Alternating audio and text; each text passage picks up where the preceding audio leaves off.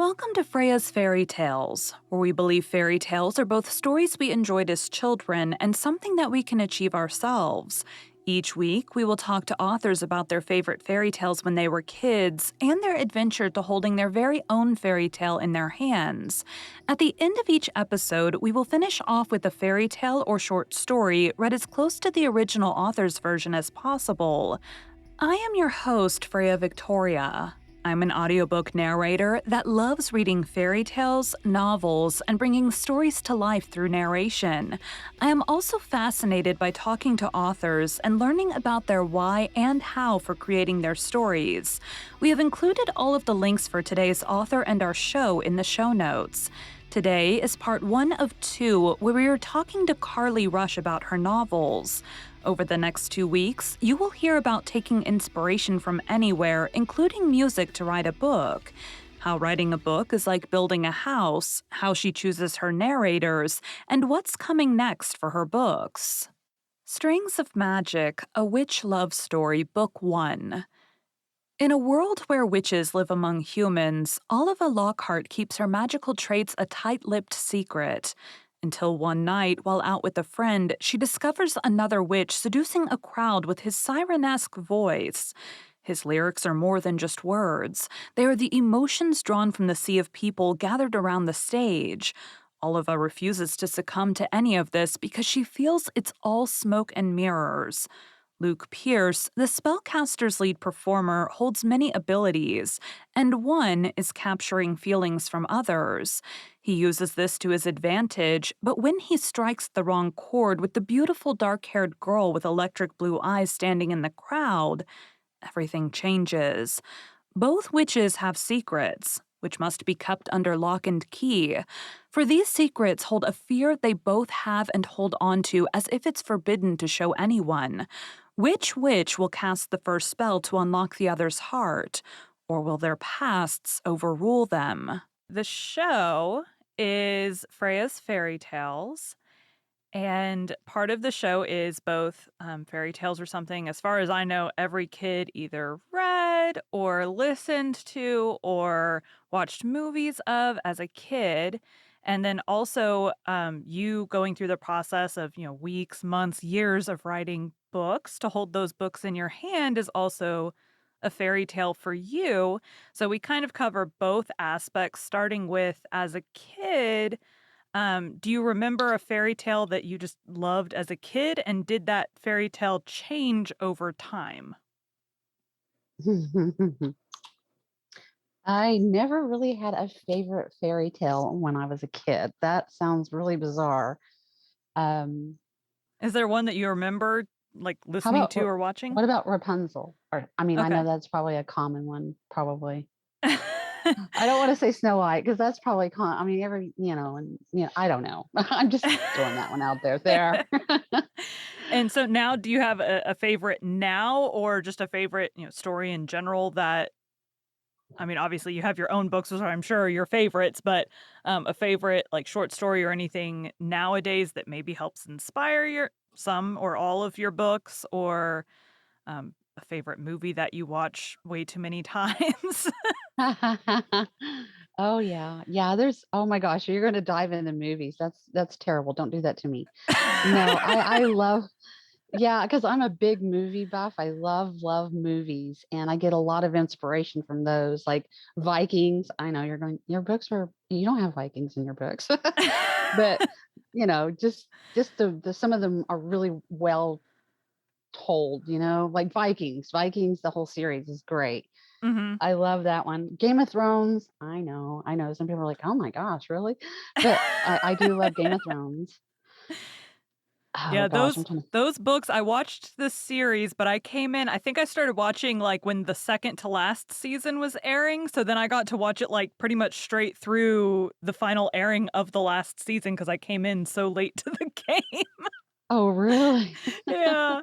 I don't know why I didn't watch because everybody talked about it pretty early on, but, I don't know, and then I started watching it not realizing I'm in season 7 and season 8's gonna be the final one, and then I just watched straight through and I was like, "Well, hey, that worked out." Now the books, Oh on the my other god. hand, I'm stuck on book 3 because those are harder to get through. Yeah, I'm like you. I think I got through the first one, and then I was like, "Okay, I enjoy the movies." Yeah, definitely the movies. So, at what age did you decide I mean, depending on how you decided, like, "Hey, it would be cool to write a book," or, "I know I'm gonna write a bunch of books when I get older." I'm gonna say. Was there a certain age where you, like, decided you wanted to try writing?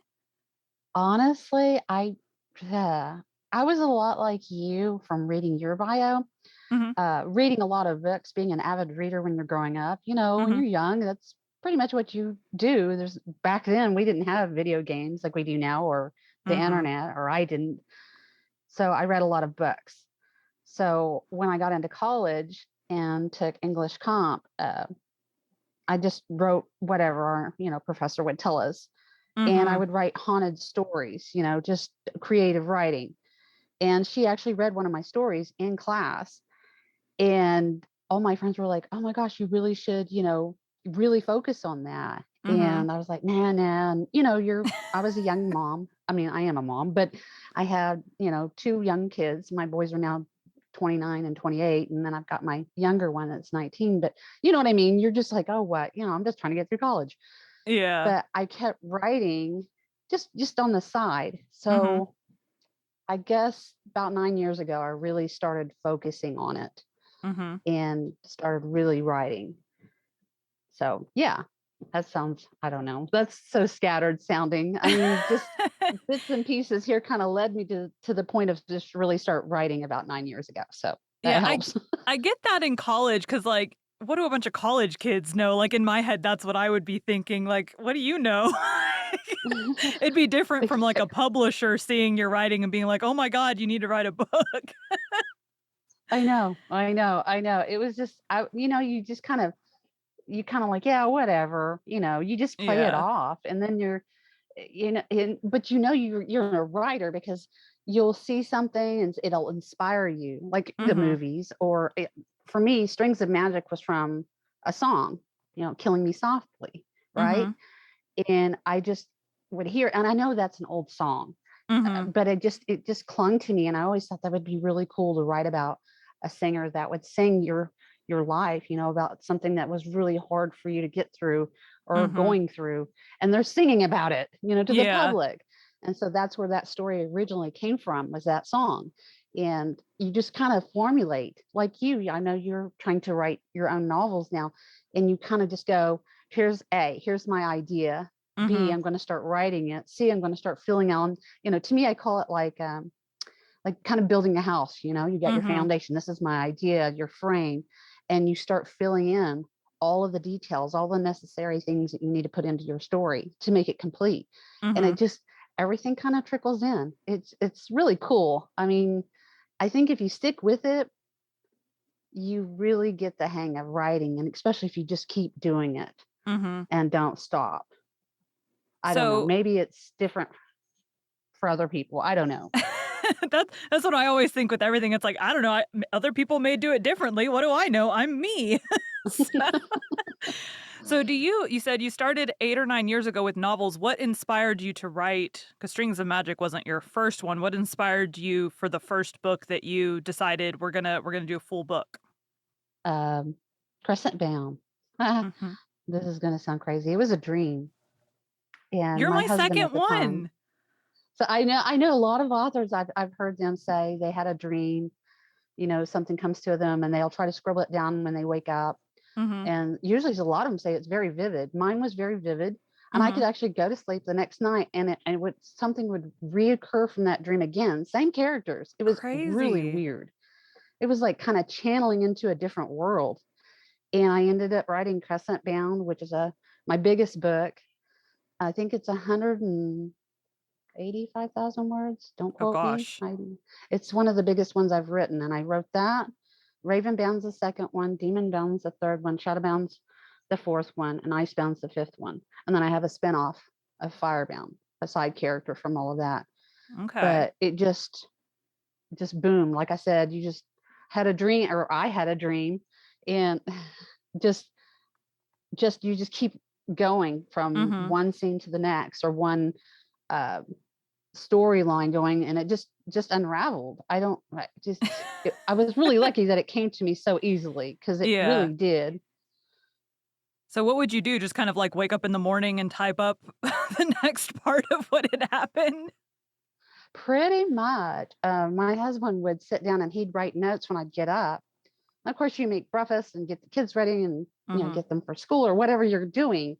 But I would sit down. He was so good with me, because he was like, "Here's your room. Here's your chair. Here's your notes. Here's your drink," and he would just go write, and I would just write, write, write. I would write for like 8 hours a day, Oh gosh. and just that's the one thing I love, is being able to have that, or had, because now it's a little different. It's a little more difficult to have that much time now to Mhm. write, but um, yeah, it was just, I could sit down all day, and he would help take care of. He was sort of like, the mom, going around trying to help take care of the boys and the Yeah. laundry and the cooking, and that was really nice.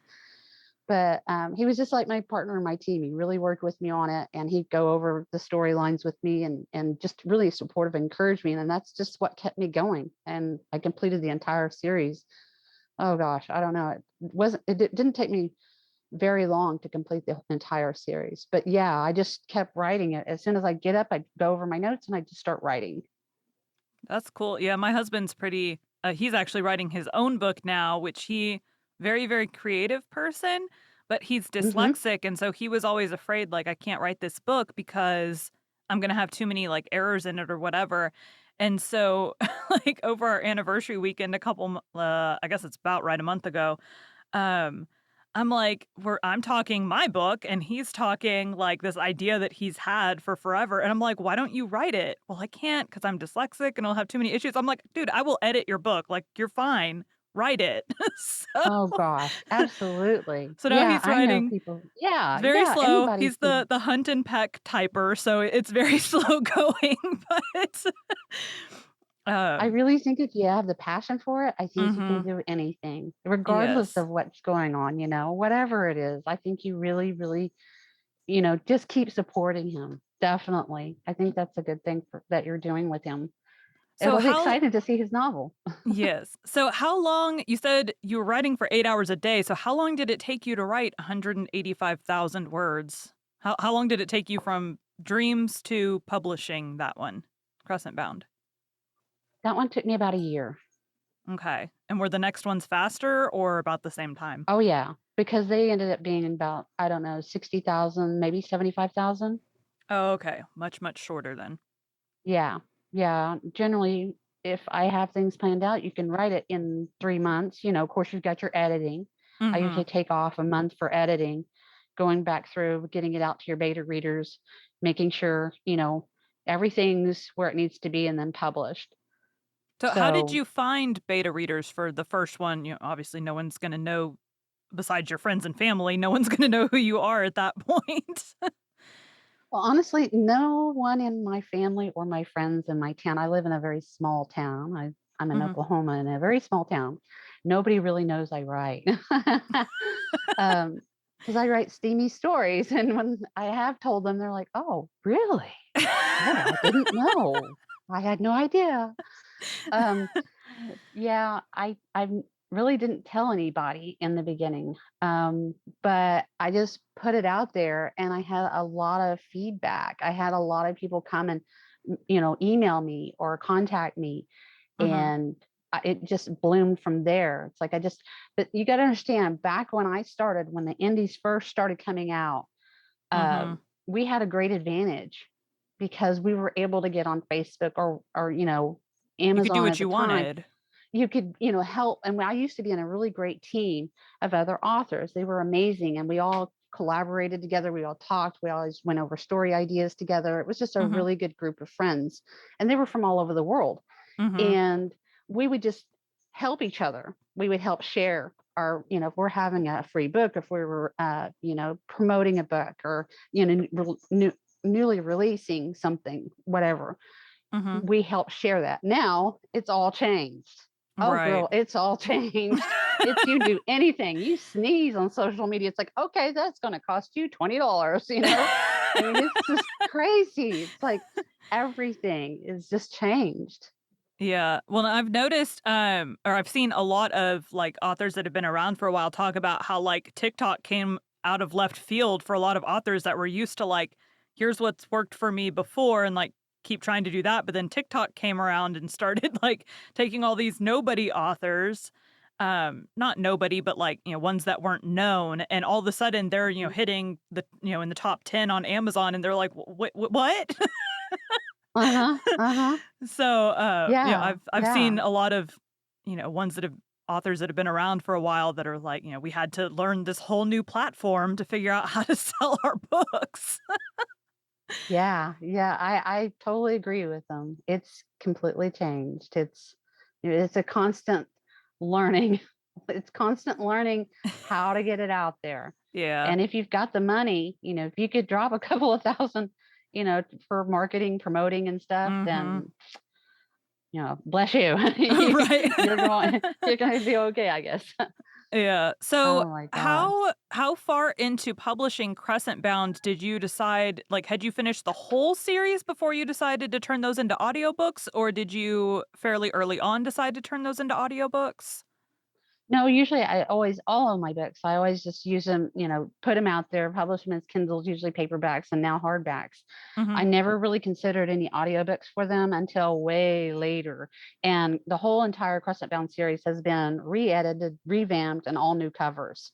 I just Okay. had all new covers done on them last year and was talking to a couple that about audio and just any of my books though I always do them. My mindset is always getting it into the Kindle edition Mhm. and then paperback and now hardback, and then I go back in and do audio. I know a lot of authors will do the whole thing all together. They'll have the Mhm. audio and everything, and bless them too, because I'm just one woman over here just trying to Right. take care of what I can. Right. So, but yeah, yeah, you just have to figure out what works for you, and if you can get it all lined up, then it works out. Well, I I'm think just kind too, of like, I would imagine now I plan on narrating my own, so that'll be a little bit different. But I imagine for like, and you're not the only author that's told me like they like to, I have one author that I work with that's like, oh, I want to kind of like see how the book is received. So let it be out for like 6 months first and then address the audio. Um, but yeah, you're right. I did one book for a publisher and they wanted the audio at the same exact time as the other. So it's, mhm, mhm. meeting deadlines is interesting. And then there's some like, I don't know that we ever had this conversation about, oh, it might take a long time to get the, the audiobook out or whatever. But I've had to have that conversation with some authors like, hey, I'm booked until, this date. Is that okay? So when Right. you're now your first one you said you talked to a couple about doing the audio. Did you actually do auditions for the Crescent Bound series or no? Yeah, actually, Crescent Bound is in audio. The rest of them will. I wanted to have like a male, and because I was at a convention one time, and me and this author, I forgot her name now. Forgot her name. She was telling me, yeah, you really should have, like a male, if you have a male character in there. And at the time, I do have it split. Mhm. I have like the female, the main character, and the male main character, and I switched different chapters. So then you'll have a female and the male voice. And she goes, yeah, you should have them both do it. And I was like, I Mhm. didn't know you could. Wow, that's news to me. So, Yeah, from what I've yeah, heard, it's yeah. difficult if you don't have now I know there's quite a few, like, husband and wife teams that will co-narrate, um, but, like, for me, husband dyslexic, he would essentially have to memorize the chapters, so getting 2 people from, different houses to be able to co-narrate, making sure the sound all sounds the same is difficult from what I've heard, but I've never tried it, so I don't, know for sure. It would be really cool. It would be really cool. I think it kind of gives. I love when narrators, and I will say this: when I have the Kindle books out Mhm. and they're doing, okay, but I have noticed that I sell way more audiobooks. It's kind of weird because it's like more people, I guess, like the audios. They enjoy being able to, I've had them write me and tell me, they're driving to work, they've got a long period from Mhm. driving to wherever they're going, and they'll listen to it. I've got bestsellers on there like Nine Lives. That she was amazing. She did. I have a Cajun woman in there, and she did the accents perfectly. She was amazing. That one really sells well. And Memoirs of a Superhero, and she did amazing too. And those two are my best sellers. It's kind of weird because people are like, oh, they're in paperback, or oh, they're in Kindle. Well, I just immediately, go to the audio, and Yeah. it's sort of weird to see what people want. So I guess it's kind of what clicks for you. Mhm. And so when you're listening through auditions, what are you listening I mean, I imagine it depends on the book and the characters and whatever, but is there anything, like, specifically that you're listening for as you're listening through? Like, for example, since I did Strings of Magic for you, like, was there anything in particular that you were looking for from your narrator? Like, "Oh, I want them to sound a certain Oh way," or yes. anything like that? Oh yes.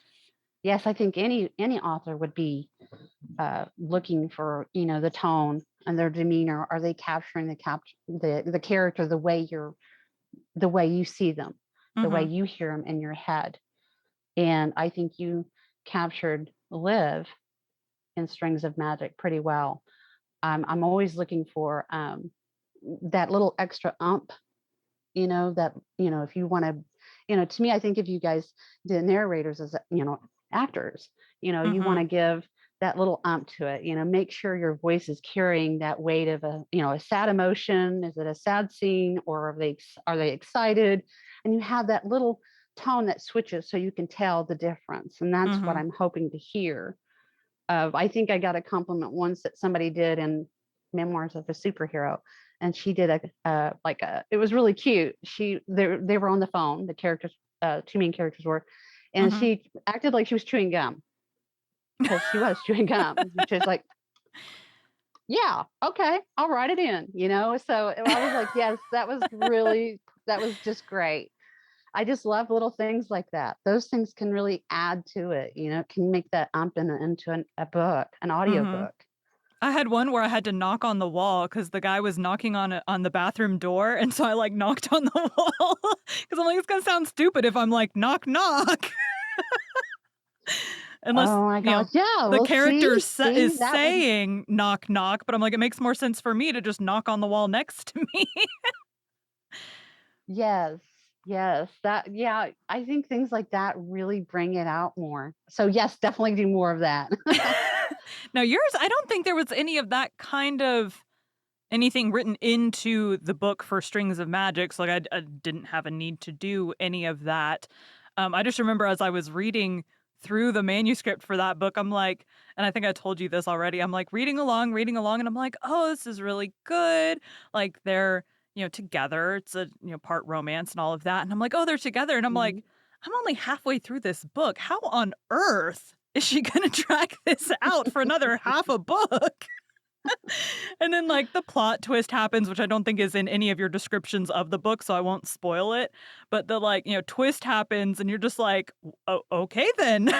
So that's how she does it. So Yeah, what yeah, it's, now that one you said was inspired by a song, so what, did you have a plan going into the book or into any of your books? Do you plan them out ahead of time or kind of write and see what happens? I wing it. I wing it. I am not a planner. I don't outline, and I don't write, big, a chart of all this, that a lot of authors probably do, and it's probably a great thing to do. Everything's in my mind. That's what I was Mhm. telling my editor. She was like, "Well, you got to get this done. And you got to get this done." And I was like, "It's all in my head. It's all in my Right. head." And I think for Strings of Magic, I happened to hear that song again, and like I said, it's an old song, and I heard it again, and I thought I want to write this. It was just a drive in me, that passion. Mhm. And I called my friend and talked to her. We talked all night, and she was like, "Yeah, yeah, you should do this." And we brainstormed all night long. And I was like, "Yes, this is it. I've got to flow with this." And even though I had other characters in my head, because I've got like Earthbound supposed to come out, That's part two from the Firebound. And I'm going to revamp a book called Pine Needles, which is a kind of a post-apocalyptic kind of thing. Okay. I'm going to revamp that one hopefully by the end of this year. Um, but I just stuck with that. I just had to push everybody off to the side and say, "You guys be quiet," and this is the one I'm going to do. So it's hard. And I think I saw you on Instagram that you had asked authors, how do you handle when you have all these other stories storming in on you? How do you Mhm. handle when you're trying to work on a story and you've got all Right. these other characters, or a scene comes in your mind and you want to yeah, write what so you will remember, right? Right. Keep it, somewhere, or if you're like me, you can probably just stash it in your head somewhere. Mhm. But try to stay with your goal. You're going to go from this story to the end, and then you can follow with your other stories. It'll all stay usually. Right. If life is not too chaotic, Well, you what should be happened to able to get the hang me of it. what happened to me, I have been attempting to write stories since I was like, a teenager. I would have these ideas, but they never formed past the idea stage. Like I would start writing and it would just stop. Like there was no continuing the story. It's like, well, I don't know where to go from here, so I would just, stop and do something else. And then the first book, that I'm about 30,000 words into, it was very much I had this idea and I'm like, well, it has been several years since I sat down and tried to write anything. So I'm like, we'll just try and see what happens. And I knocked out 15,000 words relatively quickly. And I'm like, well, this is clearly going to have a story. And then I started having, I don't even know what it was, but I started having these like, I love mythology and mythology like retellings, Greek, Norse, Native American, whatever, like just mythology in general and retellings and stuff like that. I've read quite a few series that are that way. And I'm like, oh, that would be really, really cool. And then, like, the second I think that, the story starts writing itself in my head, and so I'm trying to finish this other book that's now about 30,000 words in, and, like, my brain is like, "Nope, we don't know where that story's going right now, we wanna write the other story." So Oh no. so I've been trying to truck through and get that one finished, and finally this week I decided that like, last weekend, I think I wrote, like, 1,000 words when I had written, like, 7,000 the weekend before, so I'm like, "We're just gonna have to press pause on this one and write the one that's taking over my brain." Maybe that one will have to be paused so I can go back to the other one, but for now, if one is Hmm. writing itself, we'll pause and come back to that one later, so It's a challenge. It Mhm. can be a big challenge. When I actually had another author I keep saying I need to research because in my head, with mythology, there's some things you can't just wing it when you're using mythology characters. You need to know, what their powers are, if there's any big, like, character traits of these people or gods that are, like, very prominent things that if you leave that out or get that wrong, everyone's gonna let you know that in the comments. So, I'm like, my Hmm. research is more Hmm. like, "Let's make sure we don't screw up these characters, still create them myself, but I need to kind of know what's happening." But beyond, like, I didn't plan the first one, I don't plan on beyond I, like, know I want it to be a series. How many books? I don't know. And like what I want each book to kind of be surrounded around. What order? I don't know yet. So I have a bunch of mythology books to read through is where I'm at right now. A lot of research. I can Yes. understand. Yes, yes. I So I enjoy writing fantasy. I really do, and I think I've had somebody ask me which way I like to, because I do have a contemporary romance out called "Let Your Heart Drive," and I don't like writing contemporary romance, although that one got good reviews, and it's probably one of the best books I've written. I just when you're writing contemporary romance, everything's really factual, and the girl was driving on Route 66, so I was going through mhm. and did virtual tours myself following the road and trying to see what was there, what Mhm. was what could she do sightseeing, what was the big things to stop and check out. Mhm. And so I was very rigid and tried to be very concise writing that story. But then, I just I was like, "Okay, I'm done with that one." I love the book. I put my heart into it, which I do all of them, but I really do like writing fantasy because I like it's just like the Crescent Bound series. I've Hmm. created my own witches. I've had a lot of readers and fans and friends that are like, we want a story where all the witches are coming in. So the next book I'm putting, oh, Lord help me. I'm going to try to put some of the characters from Crescent Bound into Wishes of Magic where they're all going to meet. Hmm. I know I probably shouldn't be saying all this, but anyway, just to give them a Spoiler, little what they spoiler. want. Exactly.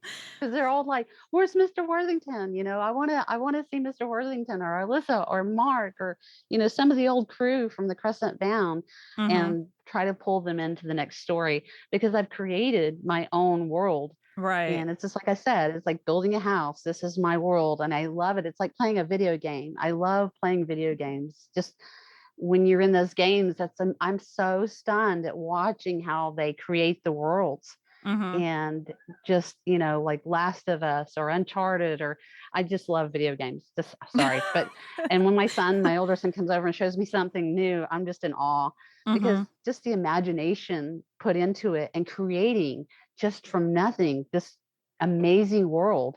And that's what I love. I love about writing fantasy. You can create your own worlds. Carly didn't really have a favorite fairy tale as a kid, but she suggested Snow White for one of our stories. Snow White is an 18th century German fairy tale that is today known widely across the Western world. The Brothers Grimm published it in 1812 in the first edition of their collection, Grimm's Fairy Tales, and numbered as Tale 53. The original German title was Sneewittchen, a Low German form, but the first version gave the High German translation Sneeweiken, and the tale has become known in German by the mixed form Sneewittchen. The Grimms completed their final revision of the story in 1854. The fairy tale contains such elements as the magic mirror, the poisoned apple, the glass coffin, and the characters of the evil queen and the seven dwarves. The seven dwarves were first given individual names in the 1912 Broadway play Snow White and the Seven Dwarfs, and then given different names in Walt Disney's 1937 film Snow White and the Seven Dwarfs. The Grimm story, which is commonly referred to as Snow White, should not be confused with the story of Snow White and Rose Red, another fairy tale collected by the Brothers Grimm.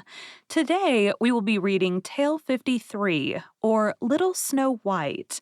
Don't forget, we are also continuing the original story of Beauty and the Beast on our Patreon. Little Snow White, Jacob and Wilhelm Grimm. Once upon a time in midwinter, when the snowflakes were falling like feathers from heaven, a queen sat sewing at her window, which had a frame of black ebony wood. As she sewed, she looked up at the snow and pricked her finger with her needle.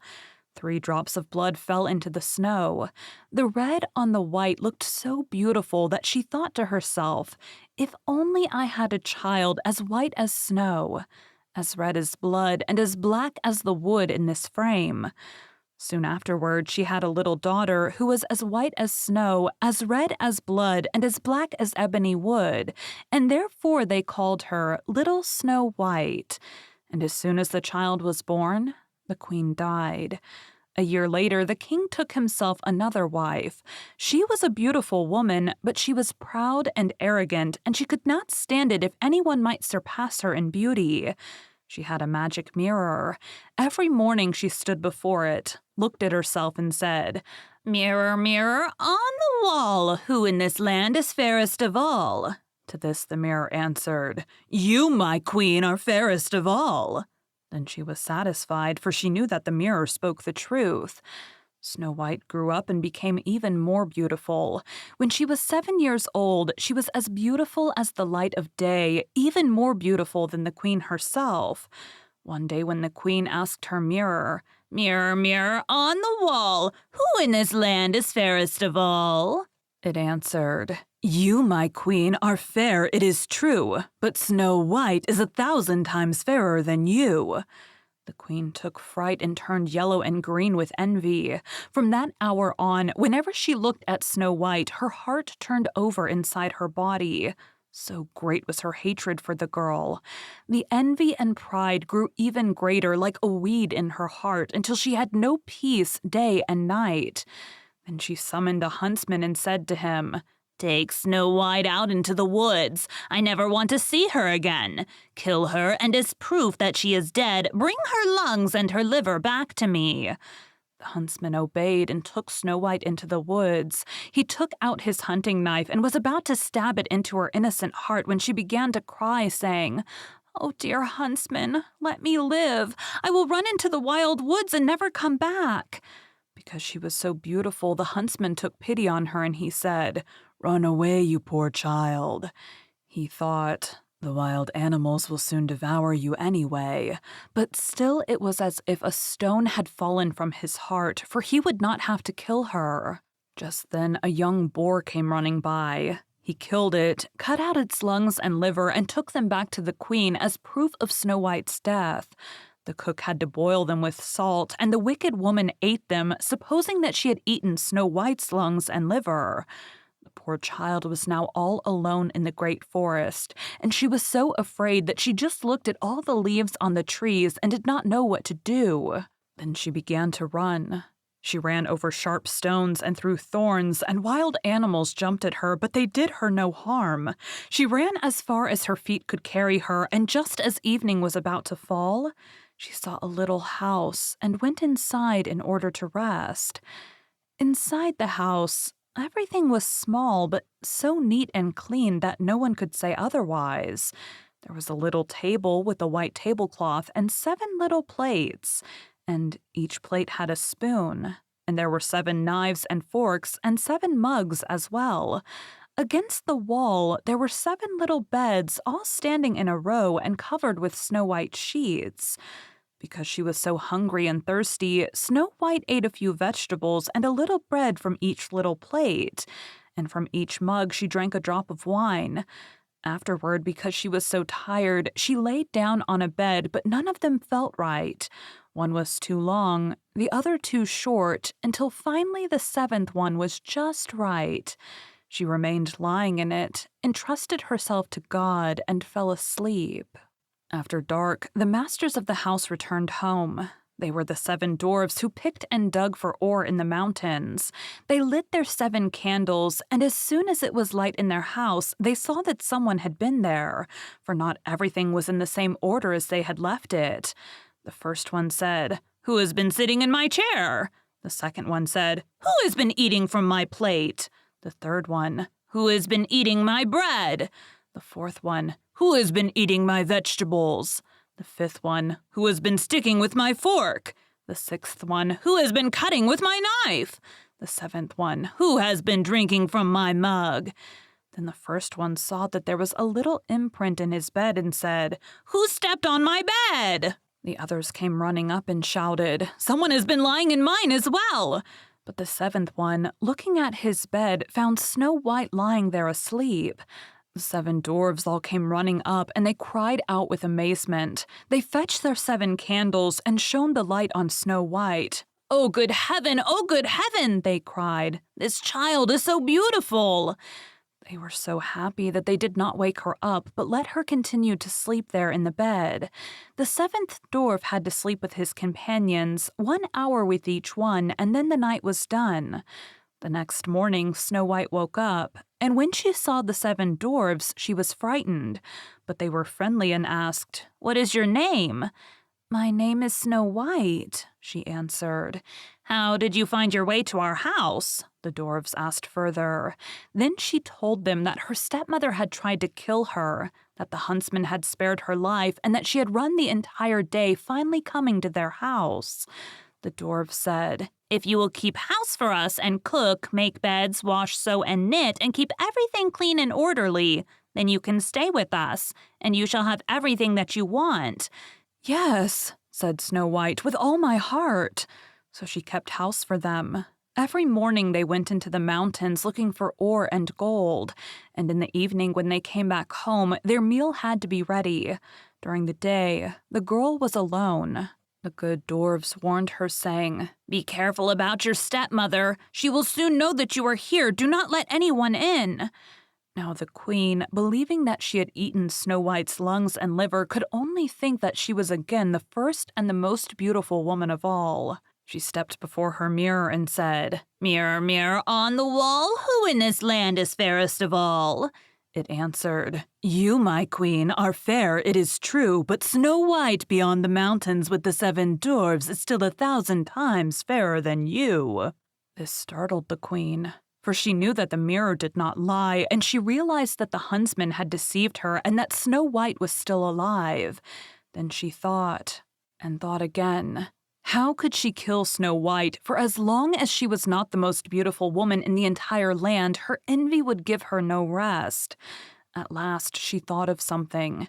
Coloring her face, she disguised herself as an old peddler woman so that no one would recognize her. In this disguise, she went to the house of the 7 dwarfs.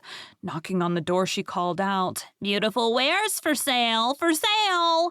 Snow White peered out the window and said, "Good day, dear woman. What do you have for sale?" "Good wares, beautiful wares," she answered. "Bodice laces in all colors." And she took one out that was braided from colorful silk. "Would you like this one?" I can let that honest woman in, thought Snow White, then unbolted the door and bought the pretty bodice lace. "Child," said the old woman, "how you look! Come, let me lace you up properly." The unsuspecting Snow White stood before her and let her do up the new lace, but the old woman pulled so quickly and so hard that Snow White could not breathe. "You used to be the most beautiful one," said the old woman and hurried away. Not long afterward, in the evening time, the 7 dwarfs came home. How terrified they were when they saw their dear Snow White lying on the ground, not moving at all, as though she were dead. They lifted her up, and seeing that she was too tightly laced, they cut the lace in two. Then she began to breathe a little, and little by little she came back to life. When the dwarfs heard what had happened, they said, "The old peddler woman was no one else but the godless queen.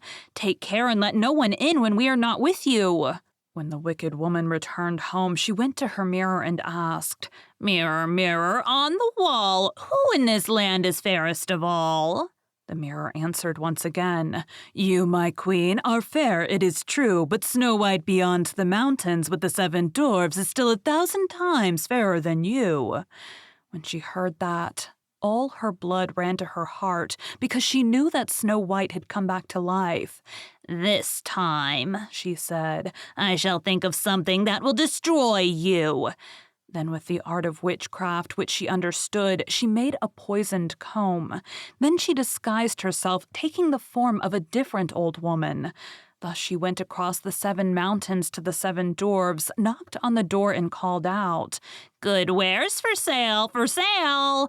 Snow White looked out and said, "Go on your way, I am not allowed to let anyone in." "You surely may take a look," said the old woman, pulling out the poisoned comb and holding it up.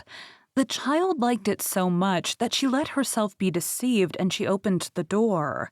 After they had agreed on the purchase, the old woman said, "Now let me comb your hair properly." She had barely stuck the comb into Snow White's hair when the poison took effect and the girl fell down unconscious. "You specimen of beauty," said the wicked woman. "Now you are finished." And she walked away. Fortunately, it was almost evening, and the 7 dwarfs came home. When they saw Snow White lying on the ground as if she were dead, they immediately suspected her stepmother. They examined her and found the poisoned comb. They had scarcely pulled it out when Snow White came to herself again and told them what had happened. Once again, they warned her to be on guard and not to open the door for anyone. Back at home, the queen stepped before her mirror and said, "Mirror, mirror on the wall, who in this land is fairest of all?" The mirror answered, "You, my queen, are fair, it is true, but Snow White beyond the mountains with the 7 dwarfs is still 1,000 times fairer than you." When the queen heard the mirror saying this, she shook and trembled with anger. "Snow White shall die!" she shouted, "if it costs me my life!" Then she went into her most secret room. No one else was allowed inside, and she made a poisoned apple. From the outside, it was beautiful, white with red cheeks, and anyone who saw it would want it, but anyone who might eat a little piece of it would die. Then, coloring her face, she disguised herself as a peasant woman and thus went across the 7 mountains to the 7 dwarves. She knocked on the door. Snow White stuck her head out the window and said, "I am not allowed to let anyone in. The dwarves have forbidden me to do so." "That is all right with me," answered the peasant woman. "I'll easily get rid of my apples. Here, I'll give you one of them." "No," said Snow White, "I cannot accept anything." "Are you afraid of poison?" asked the woman. "Look, I'll cut the apple in 2. You eat the red half, and I shall eat the white half." Now the apple had been so artfully made that only the red half was poisoned. Snow White longed for the beautiful apple, and when she saw that the peasant woman was eating part of it, she could no longer resist, and she stuck her hand out and took the poisoned half. She barely had a bite in her mouth when she fell to the ground dead. The queen looked at her with a gruesome stare, laughing loudly, and said, "White as snow, red as blood, black as ebony wood, this time the dwarfs cannot awaken you." Back at home, she asked her mirror, "Mirror, mirror on the wall, who in this land is fairest of all?" It finally answered, "You, my queen, are fairest of all." Then her envious heart was at rest, as well as an envious heart can be at rest. When the dwarfs came home that evening, they found Snow White lying on the ground. She was not breathing at all. She was dead. They lifted her up and looked for something poisonous. They undid her laces. They combed her hair. They washed her with water and wine, but nothing helped. The dear child was dead, and she remained dead. They laid her on a bier, and all 7 sat next to her and mourned for her and cried for 3 days. They were going to bury her, but she still looked as fresh as a living person and still had her beautiful red cheeks. They said, "We cannot bury her in the black earth," and they had a transparent glass coffin made so she could be seen from all sides. They laid her inside and with golden letters wrote on it her name, and that she was a princess. Then they put the coffin outside on a mountain, and one of them always stayed with it and watched over her. The animals, too, came and mourned for Snow White. First an owl, then a raven, and finally a dove. Snow White lay there in the coffin a long, long time, and she did not decay, but looked like she was asleep. For she was still as white as snow, and as red as blood, and as black-haired as ebony wood. Now it came to pass that a prince entered these woods and happened onto the dwarf's house where he sought shelter for the night. He saw the coffin on the mountain with beautiful Snow White in it, and he read what was written on it with gold letters. Then he said to the dwarves, "Let me have the coffin. I will give you anything you want for it." But the dwarfs answered, "We will not sell it for all the gold in the world." Then he said, "Then give it to me, for I cannot live without being able to see Snow White. I will honor her and respect her as my most cherished one." As he thus spoke, the good dwarfs felt pity for him and gave him the coffin. The prince had his servants carry it away on their shoulders, but then it happened that one of them stumbled on some brush, and this dislodged from Snow White's throat the piece of poisoned apple that she had bitten off. Not long afterward, she opened her eyes, lifted the lid from her coffin, sat up, and was alive again. "Good heavens, where am I?" she cried out. The prince said joyfully, "You are with me." He told her what had happened and then said, "I love you more than anything else in the world. Come with me to my father's castle. You shall become my wife." Snow White loved him, and she went with him. Their wedding was planned with great splendor and majesty. Snow White's godless stepmother was also invited to the feast. After putting on her beautiful clothes, she stepped before her mirror and said, "Mirror, mirror on the wall, who in this land is fairest of all?" The mirror answered, "You, my queen, are fair, it is true, but the young queen is 1,000 times fairer than you." The wicked woman uttered a curse, and she became so frightened that she did not know what to do. At first, she did not want to go to the wedding, but she found no peace. She had to go and see the young queen. When she arrived, she recognized Snow White, and terrorized, she could only stand there without moving. Then they put a pair of iron shoes into burning coals. They were brought forth with tongs and placed before her. She was forced to step into the red-hot shoes and dance until she fell down dead. Thank you for joining Freya's Fairy Tales. Be sure to come back next week for the conclusion of Karli's journey to holding her own fairy tale in her hands and to hear another of her favorite stories.